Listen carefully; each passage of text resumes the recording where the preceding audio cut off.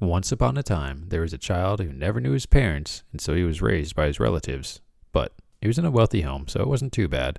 The only thing was, he didn't really care for that life. Really, quite the opposite. He wanted to lead a simple and minimal life. So he left home as a young adult, traveled to somewhere new, and became a shepherd under a wealthy landlady. His reputation, not only as a great shepherd, but also as a very pious man, grew rapidly, and people came to him for advice. Sometimes people said that while they were talking to him in the fields, somebody else was talking to him at the same exact time in the church. But he didn't really like all of this attention, so he would go on very long pilgrimages pretty regularly. Eventually, that became too much though, and he built a small room on the side of a church and spent the latter half of his life there. And his reputation only spread more after his death when something inexplicable happened.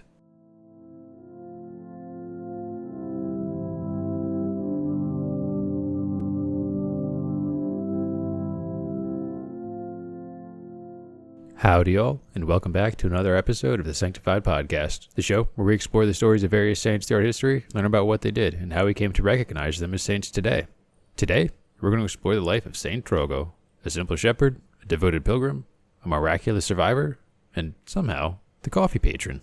Saint Drogo, also known as Drogo of Sebourg, Dron, Drun, Drogon, or Dron, was born into a noble family in Epinoy, France.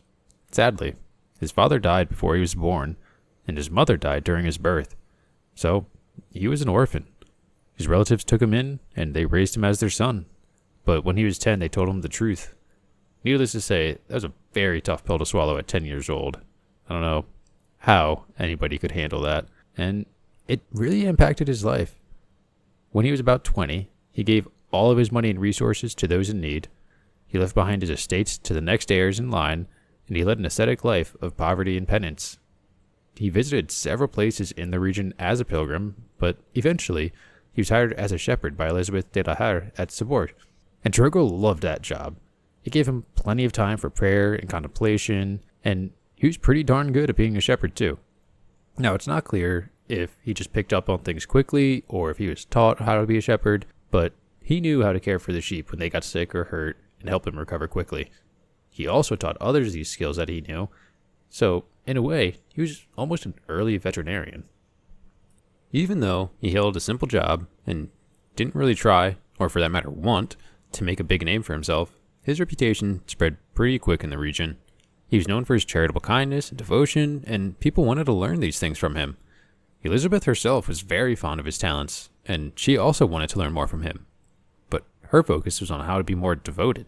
People that came to meet him often brought gifts, but he always gave them away to those in need, which just kind of reinforced his reputation. Like, oh, this man's so generous, I want to bring him something. And he goes and gives it away, and you're talking about it later, and he's like, he's so generous, he took this awesome gift, gave it away, which might hurt some people's feelings, but at the same time, it's like, he's known for doing that sort of thing, so what would you expect?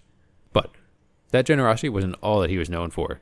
There was something else even more astounding that he was very famous for in the region. Many people reported that he was gifted with bilocation, which means that there were several accounts of people seeing him in the fields, tending his sheep, and at the same time in church praying. It was so common that there was even a phrase among the locals. It was just, I'm not Drogo. I can't ring the church bell for Mass and be in the procession, which may not be crazy funny, but it kind of is. But don't forget, Drogo left behind his old life because he wanted to be a simple man. All the attention that he was receiving kind of made him uncomfortable, so he would occasionally go on very long pilgrimages. His favorite destination was to Rome, which he is said to have visited 9 times. He also went to several shrines in France and Italy on his long pilgrimages, usually on his way to Rome, but he always returned. Eventually, though, it became too much for him to complete these long pilgrimages. Likely due to a hernia or something that disfigured his body in some way, he was said to have been stricken with some confliction that deformed his body and made him repulsive looking, and also made it impossible for him to do that journey.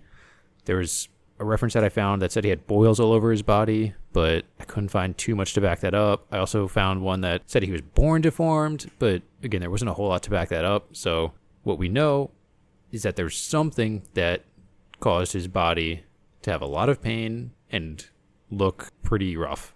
Since he couldn't go on those pilgrimages, he wound up building a small cell against the wall of his church with the help of the locals. And I couldn't reliably find information that said he built a cell around him so as to be like trapped inside basically, but it kind of sounds likely with the description of the cell.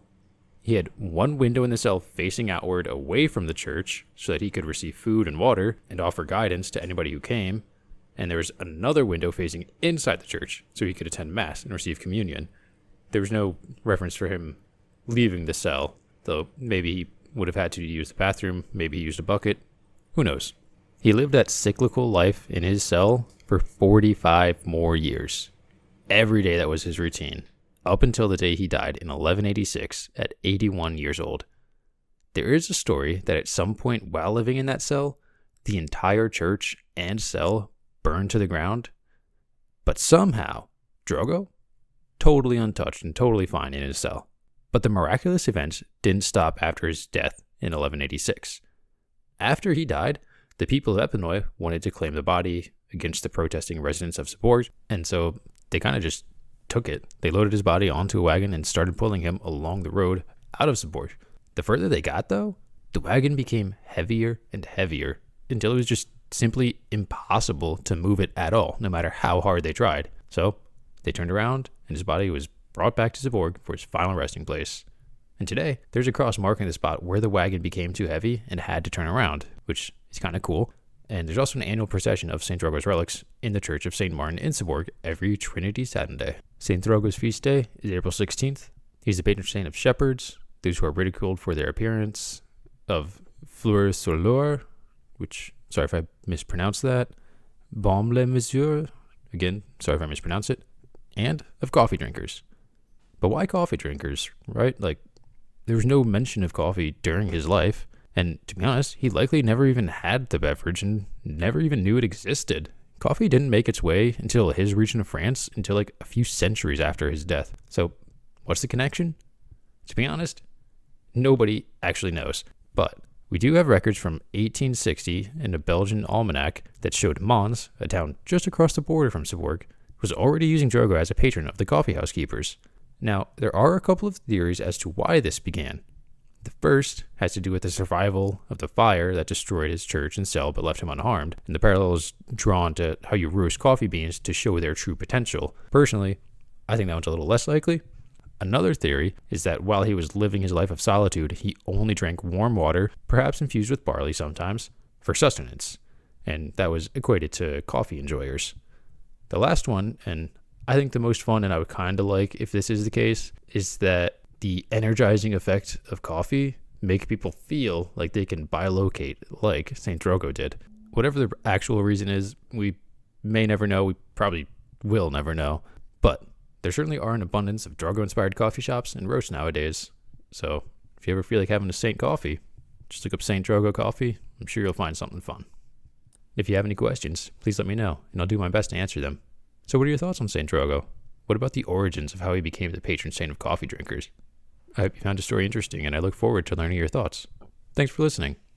If you'd like to support the channel, you can subscribe, download the episode, like, comment, share it with your friends, or send me a suggestion on a saint to check out by emailing me at thesanctifiedpodcast@proton.me. You can find the show on YouTube, Spotify, Apple Music, Amazon Music, Podbean, and more. I upload every week, every Thursday. Take care, and have a wonderful day.